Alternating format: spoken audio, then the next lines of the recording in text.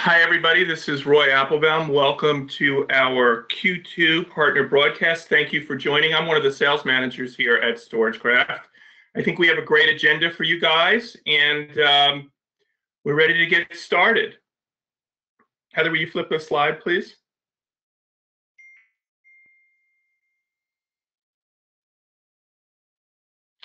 So today we're going to cover a couple of things. We're lucky enough to have Steve Ficyk, who's the VP of Sales for DataCore Consulting, one of our great partners, and he's going to talk about their experience using our products in Destination Cleveland, and he'll answer some questions on that. Then you'll hear from Russ Hunsaker, who's a Senior Alliance Manager. He runs a lot of our big relationships with PSA and RMM guys. He'll talk a little bit about where we are with plugins. Then we'll take some questions from you, and then I'll jump back in and give you an update on a couple of promos that we have running. So with no further ado, I'd like to turn it over to Steve and thank him very much for doing this for us. Thank you, Roy. Thank you, Heather, and thank you to the StorageCraft team for extending the invitation to us.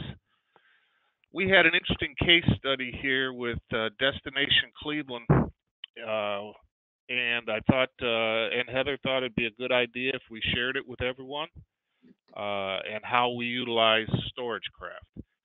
By introduction, DataCore is a master service provider here in the Cleveland area. We employ about 18 people, have a 4,000 square foot facility, and have racks and presence in about 3 different data centers. We've been partners with StorageCraft for a little over 10 years. And here at DataCore, we decided that we would build a business continuity solution that could be a recurring revenue solution for DataCore well into the future. And as a basis of that solution, obviously, we decided on StorageCraft and have never regretted that decision. What we wanted to do was we wanted to build a full 3 to 4 prong solution that people could get their arms around and feel comfortable with. What we started with very early was a local backup. We have a backup disaster recovery device right next to your network.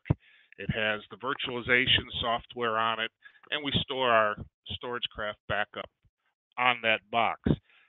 Years ago, we started with vendors, and all the vendors, all the BDRs they had certain things we wanted, certain things we needed, and certain things we didn't. So that developed into DataCore looking, says, hey, we know what drives we want to use. We know what motherboard we want to use. We know what NIC cards we wanted to do. So we then created another revenue stream by building our own BDRs. It also enabled us to sit down with a client who's a 1-server network with less than a terabyte and build them an affordable BDR. We've built BDRs as big as 10 and 12 terabytes also. The advent of 3 terabyte drives and hot swap drives has enabled us to update those BDRs as we go along. But again, it created another revenue stream for us. Obviously, at the center of it is StorageCraft, and you all know the pluses and minuses of StorageCraft, and we don't feel there are any minuses. We're biased, but that's the center. The next step was we married LabTech to it. So LabTech allowed us to verify backups, also monitor servers, and give us great access if we needed to work on the server. The next step we took was we built a help desk around that.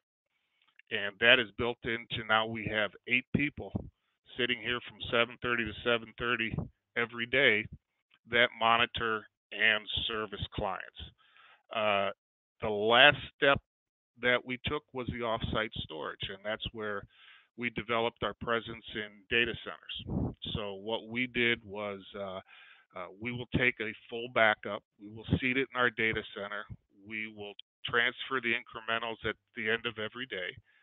Should the client have an environmental disaster, we can then spin up their virtual in our data center, and wherever they can find an internet, we can log them in and they can work. Well, this brings us to Destination Cleveland. Um, Many of you probably aren't aware of them. They're the primary advocate for travel and tourism, hospitality industries here in Cleveland. They support 60,000 plus small businesses and are responsible for about 6.7 billion of economic impact in the Northeast Ohio area. A lot of their work are big events like the Republican National Convention that was here, the Senior Games, the NCAA Women's Final Four, the Rock and Roll Hall of Fame, U.S. Figure Skating. So a lot of times on weekends, they have remote people out there that are working, and they're a 7-day a week company. So it's very, very vital to them that their network is functioning the way they need it, and they take backup disaster recovery very seriously. To give you an idea, Destination Cleveland, if I sit down with a prospect or a client, I always notice that every building I go into, there is something on the wall that says, in case of fire, here's your exit strategy. But yet I'll sit down with companies and I'll say, if the sprinklers came on, what are you going to do? Or if your network went down, what's the next step? And very few have actually sat down and planned out that step by step by step. Well, Destination Cleveland has. Every employee there has a packet that says, if you can't get downtown, if our network's down, here's where you report to. They store at the data core here in our safes, they have 10 pre-programmed computers. They have a pre-programmed access point, so they would have Wi-Fi at our offices if they needed it. So what they came up with was they picked a day in August of 2017. Their C-level employees knew about it. The IT department knew about it, but their other 46 employees did not know about it. About an hour before they came in, we shut down all their network. And using Head Start Restore, which they employ, we spun up their network in our data center. When the employees showed up at work, they were told the entire network is down. 16 of the employees were sent here, and their phones were forwarded to a phone here. We maintain here, we have a 3,500 square foot facility. We maintain an office here that has about 17 desks in it. The room is wired for internet and printer, and what we offer our clients as part of our service that says, if you have an environmental disaster, you can send a certain number of people here to DataCore. We'll spin up your server, and you can work out of our offices all day. You'll have phones, you'll have printer, you'll have internet, you'll have everything you need. The other 30 of their employees were sent either home or libraries, wherever they could find an internet connection. They then contacted our help desk, and we would VPN them into their server spinning in our data center. They ended up operating for 8 hours that day without a hitch, the same as if they were downtown in their own offices. They had wireless here because they had a pre-programmed access point. Like I said, we were able to VPN them from here, from wherever they were, into their servers, spun it up.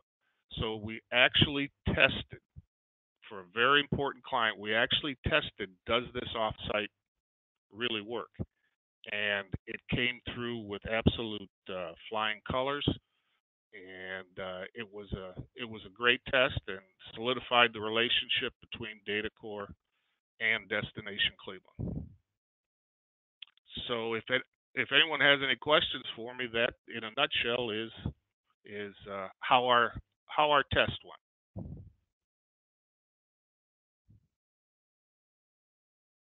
Steve, are you going to do that with any other clients? Actually, because we did let our clients know, yes, we are. Yes, we are. We have a number of accounting agencies that want to test it before they get to tax time. We actually there's a manufacturer up here that runs 3 shifts a day, 7 days a week. And they, believe it or not, their main machines run off a small business server. Well, we backed them up to the BDR. The small business server went down. We spun them up on the BDR and they were able to keep running. They had a warranty issue with Dell over their server that they fought over. They finally resolved it, but they ran for 2 weeks and 2 days, 3 shifts a day, 7 days a week off of our BDR. So what we've done with clients is say, okay, let's take a server down and we'll spin it up. How long does it take? How do your employees recover? We've done a number of local ones, but yeah, we do have more and more now that want to test it if they have an environmental disaster. And a big part of that now is being able to add Head Start Restore to their program, so that they basically have a ready server already spinning, add the last backup, and they're up and going. Great. And Steve, we did have a question. I'm having trouble reading the name, but how many of your customers actually have a business continuity plan? About 95%. At DataCore, we don't outsource anything. If a client asks about phones, we will recommend a vendor. We like to focus at where our sweet spot is. What we've been able to do through the years is we lead with business continuity. One of the nice things about business continuity is you can have a very eclectic clientele. Anybody who loses money when their network is down is a potential client. It doesn't, it's wide open. If somebody can't make widgets in the back because they're down, they might not be that good of a target for you.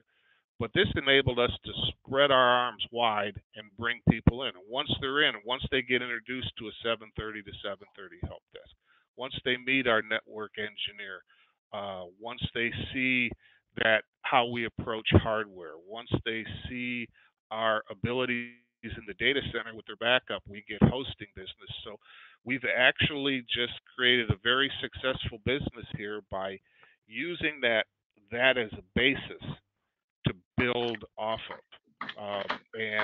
So I would say 97% of our clients are using a business continuity.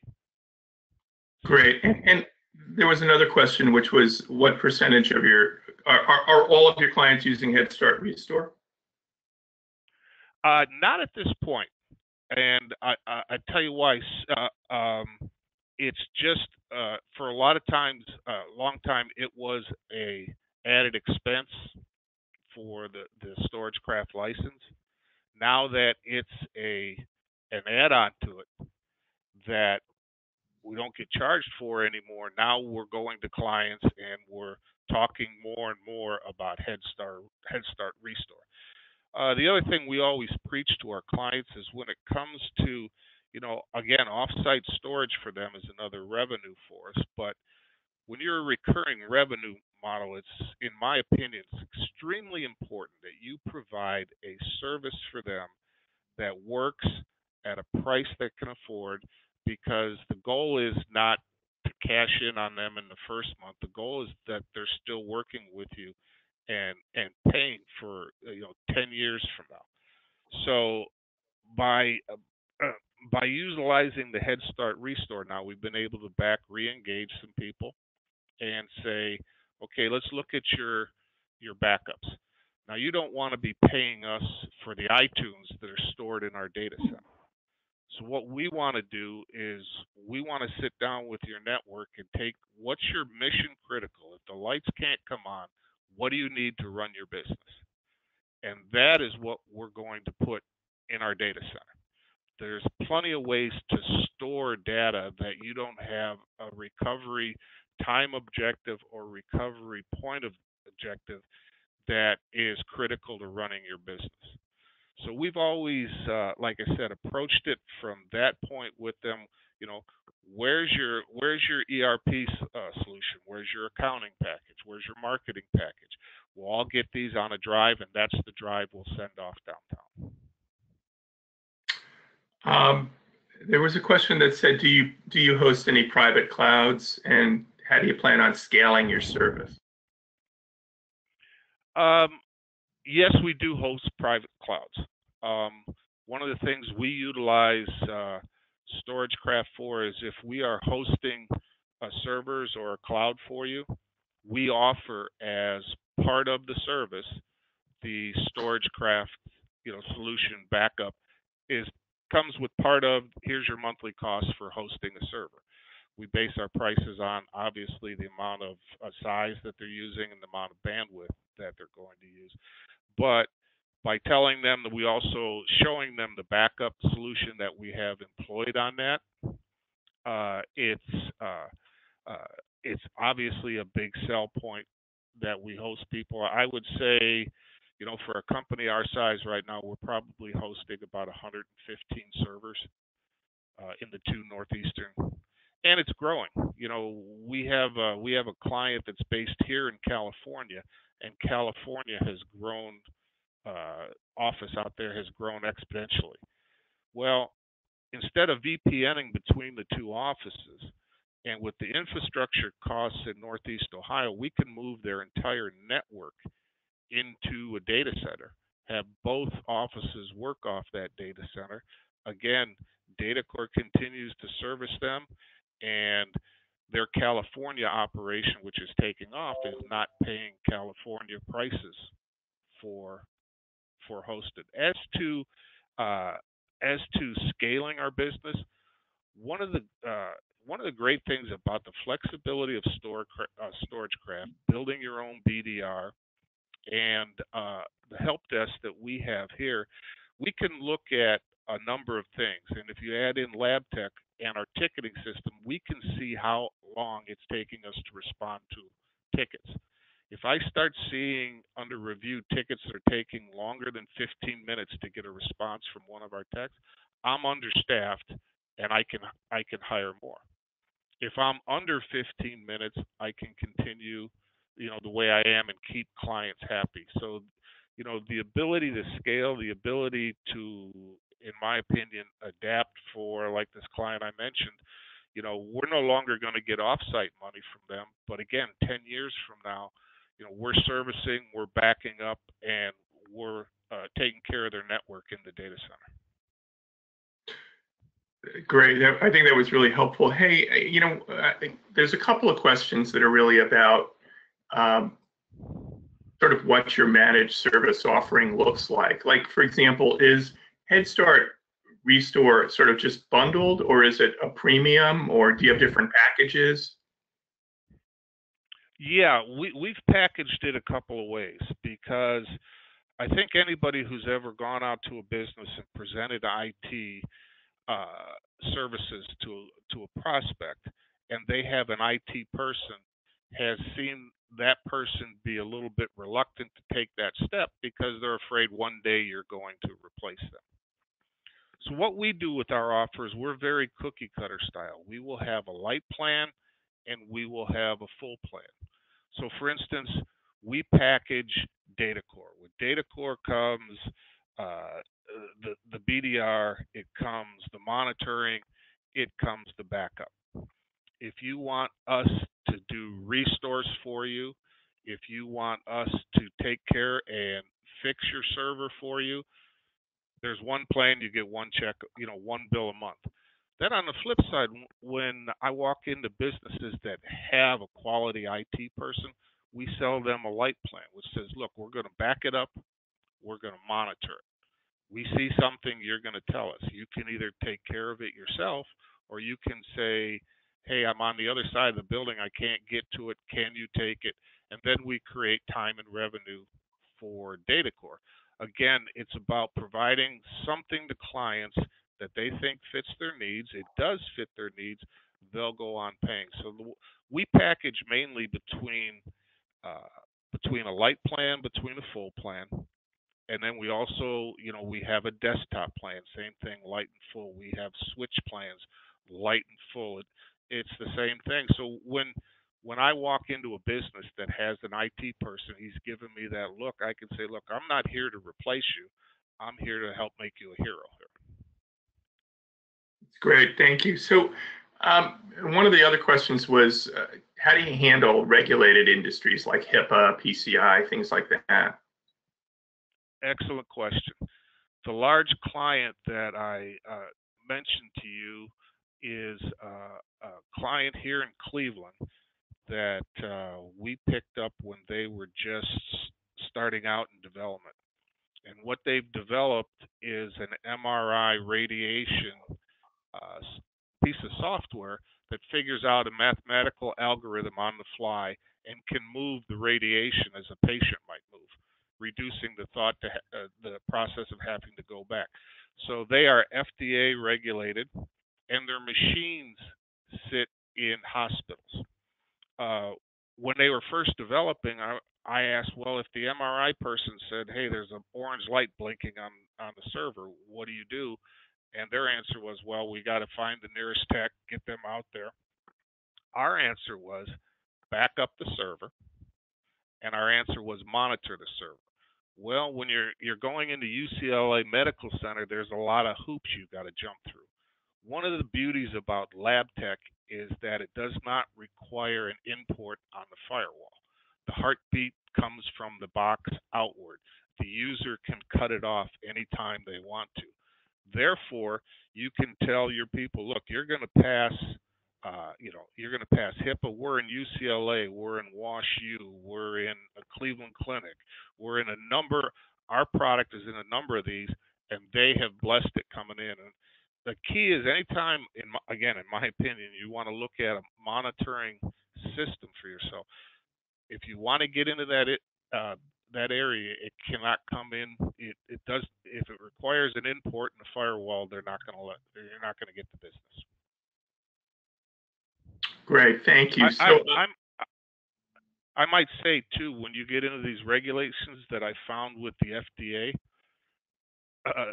not only the flexibility of StorageCraft, but the other features on them, and the company's ability to tell a hospital board, look, if that MRI server goes down, boom, 15 minutes, we've got it back up on this BDR, and you're still treating patients. It's a huge advantage. And do you test your customers' backups off-site regularly, or? Absolutely. Our guys have a checksum that always reads after those incrementals are collapsed into a daily about 2:00 in the morning, it goes off. And we will make sure that your offsite is the same thing that's on the BDR. And in the few instances, anytime you're sending anything through the internet, you can get a hiccup. So in the few times we found it wasn't, we go back to square one.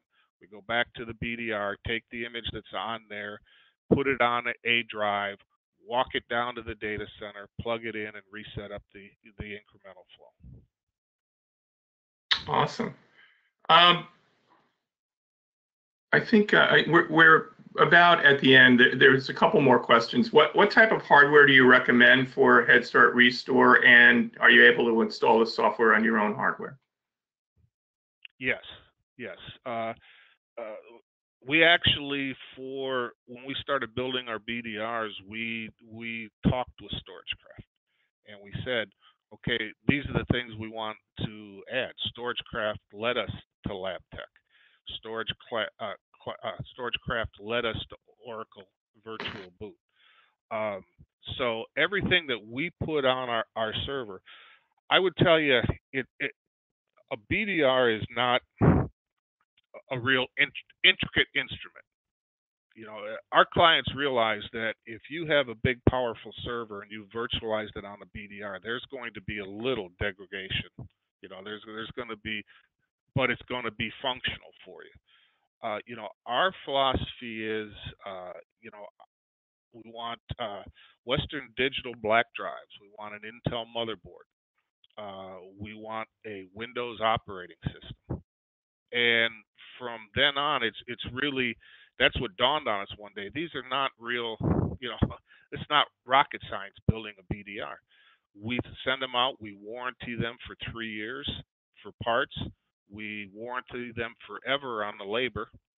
And one of the great things you can tell your clients is, look, here's the difference. If someone's outsourcing their backup to you and you have an issue, you call them, their first answer is, well, hold on, I'll open a ticket with so-and-so. But when you're building your own solution and committing to that solution, hey, if you have a problem with the BDR, you call DataCore. Guess what? You're talking to the guy who built the BDR. You're not going anywhere else. The last time StorageCraft was in our offices, they told us the last service ticket we opened to StorageCraft was at the end of 2009.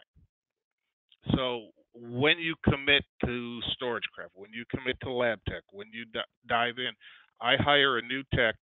The first 2 days they're trained on our ticketing system. The next week they're trained on StorageCraft and LabTech. When you commit to that and you make it your own, it gives clients, look, I'm the guy you're dealing with here. You're not dealing with somebody somewhere. With your offsites, you say, okay, you're sending these off to the cloud. Do you know where it's going? Do you know where it is?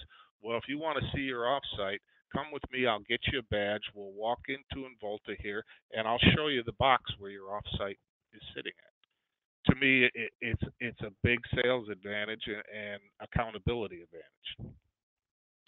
Last question was, are you using shadow control? Yes. Okay. Well, Steve, you have been awesome, and you can tell by the number of questions that we've had. Everybody was really interested in what you did, and I really appreciate you jumping on and helping us here today. So thank you. Anytime, I'll hang on and listen if in case anybody else has any other questions. If they want to contact me, Heather has my contact info. Perfect. Okay, Heather, let's move on to Russ.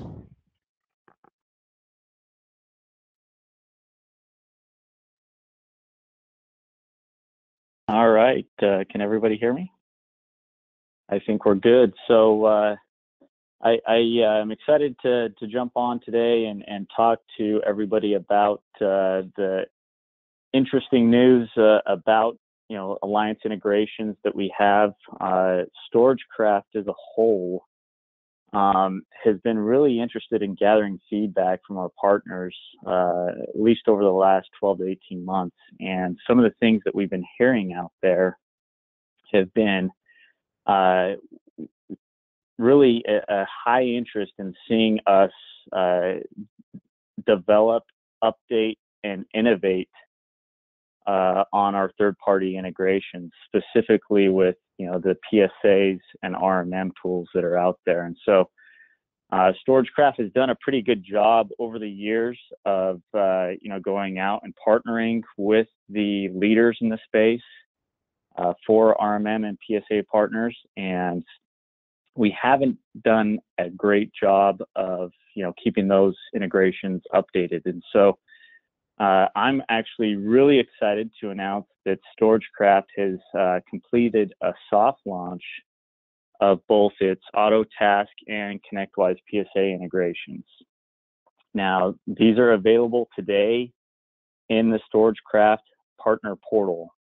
It can be found under the Managed Service tab, and once you click on that, it will actually bring up a screen where you can log in with your AutoTask or ConnectWise credentials. Now, once you log in, you have the ability to actually tie any of our products, whether they be licenses or cloud usage, to your PSA customer accounts. What this is going to do is it's going to allow you to automate all of your billing for your customers. So this is a huge step forward.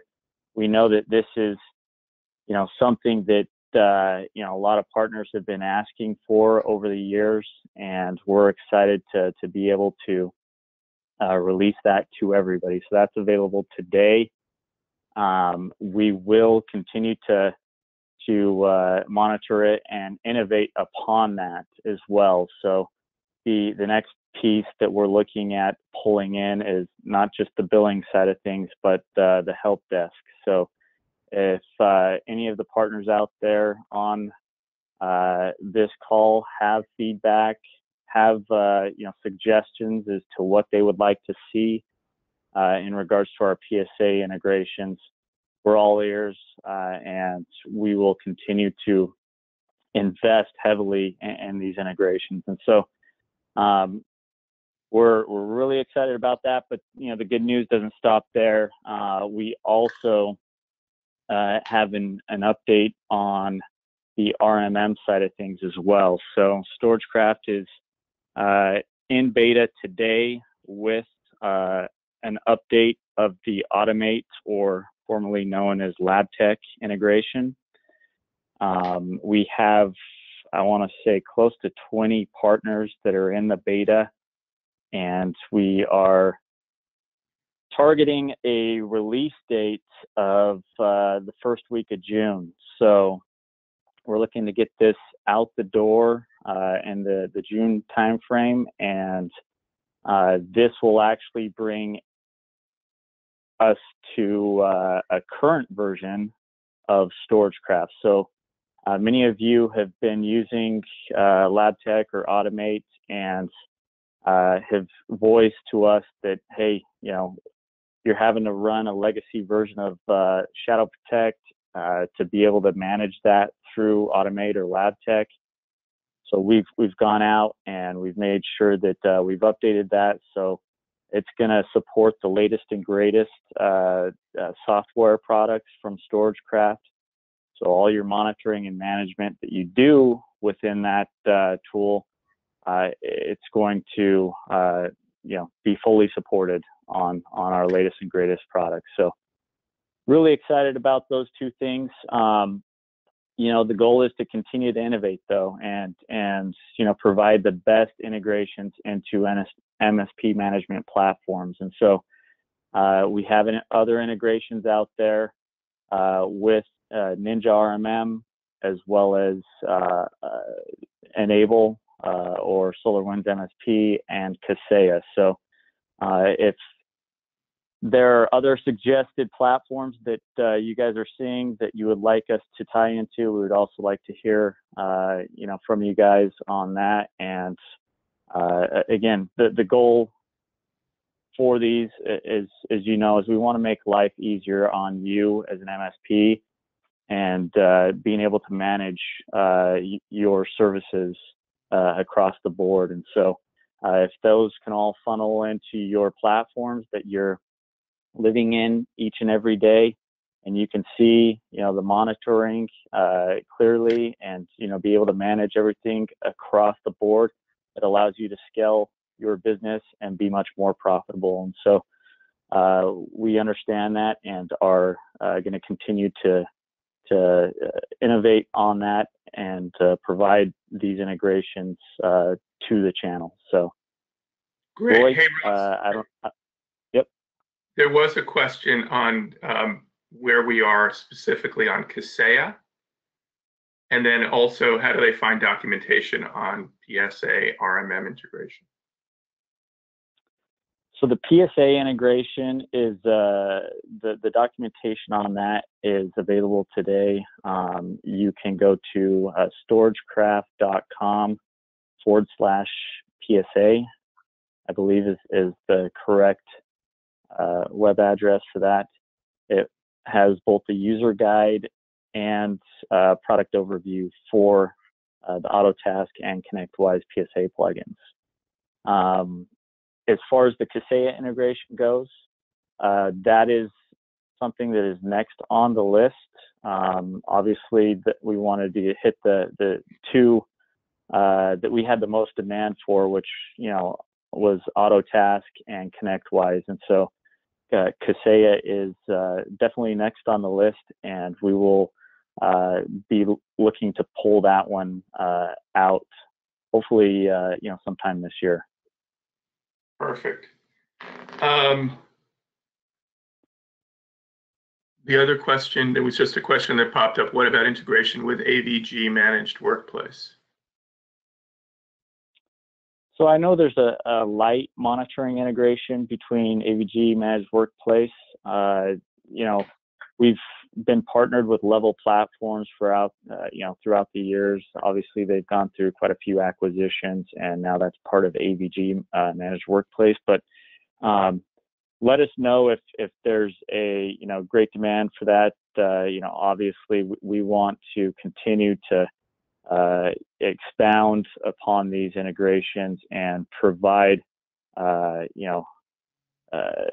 plugins for these widely used tools. And so with that one, I don't have a great answer, but there is a light monitoring integration that's available today. Great. And then two more questions, and then we're going to cut it off. One was just a little bit of an update on the integration with SolarWinds MSP, and then the other one was Autotask endpoint management. Are there any monitoring options there? So the SolarWinds MSP, there's not really a good update on that. I think after Kaseya, they are the next on the list as far as companies that we're going to be working with to enhance our current integrations. So we'll definitely look to do that with SolarWinds MSP. What was the other question you had, Roy? Autotask endpoint management, RMM. Are there any monitoring options there?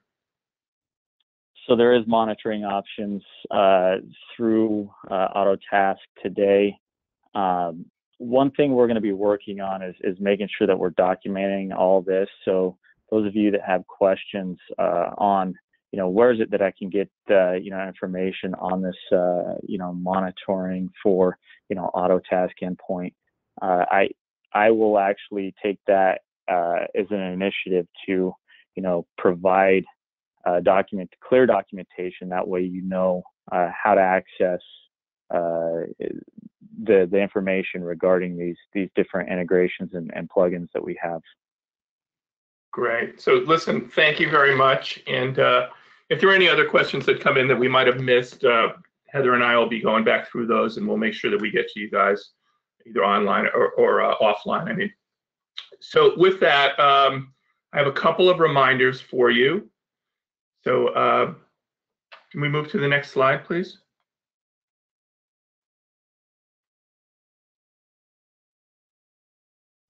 All right, just a couple of quick reminders. We're currently running a buy one, get one promotion through our distributors for Shadow Protect licensing. So if any of you guys have any needs, please reach out to your distributor and we will take care of you.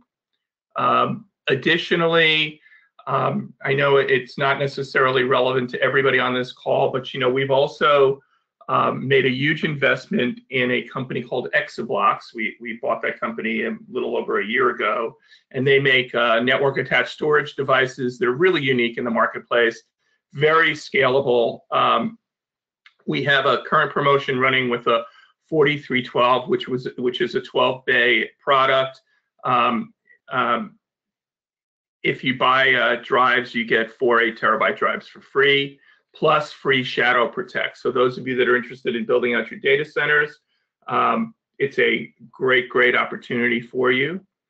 And then, the other thing that I wanted to make sure that you guys were aware of, we have done a ton of work on our overall support community and support in general. We have a new leader running that, and named Connie Whiteside, and you'll have a great experience. So please reach out if we can help you.